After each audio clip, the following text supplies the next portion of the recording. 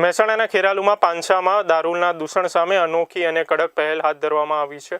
દારૂ પીને ગામમાં હંગામો મચાવનારા અને ગેરકાયદેસર રીતે દારૂ ગાળનારા વેચનારા સામે કાર્યવાહી કરવા માટે ગ્રામજનોએ જાતે જ પાંજરું બનાવ્યું છે, જેની ચર્ચા સમગ્ર વિસ્તારમાં ચર્ચાનો વિષય બન્યું છે।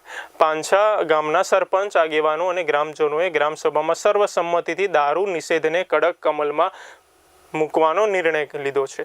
આ નિર્ણય બાદ ગામમાં દારૂ નિષેધ કમિટીની રચના થઈ, જે હવે સક્રિય છે। કમિટીએ તાજેતરમાં 3 દિવસ અગાઉ એક દેવી પૂજક પરિવાર દારૂ ગાળવાની પ્રવૃત્તિમાં સંકળાયેલો હોવાનું પકડ્યું હતું। હાલ ગામમાં દારૂ પીને ડોલા ખાતો કોઈ નજરે પડતો નથી।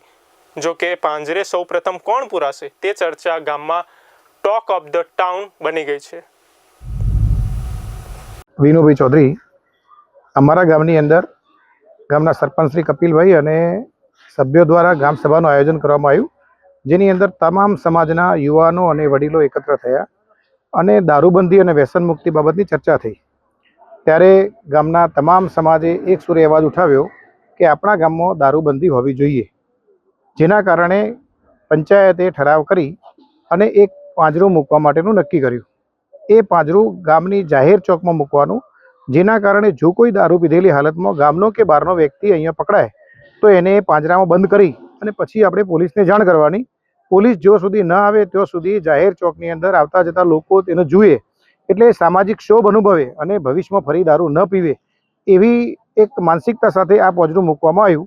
મહત્વની વાત એ કે આ પાંજરું મૂકવાથી, જ્યારે પાંજરું મૂકવાની વાત થઈ ત્યારથી જ ગામમાં કોઈ પણ વ્યક્તિ દારૂ પીધેલી હાલતમાં જાહેર રસ્તા પર જોવા મળ્યો નથી કે પાંજરું બનાવીને અમે મૂક્યું ત્યારથી એક પણ વ્યક્તિ દારૂ પીધેલી હાલતમાં આ ગામમાં પણ ક્યાંય જોવા મળ્યો નથી।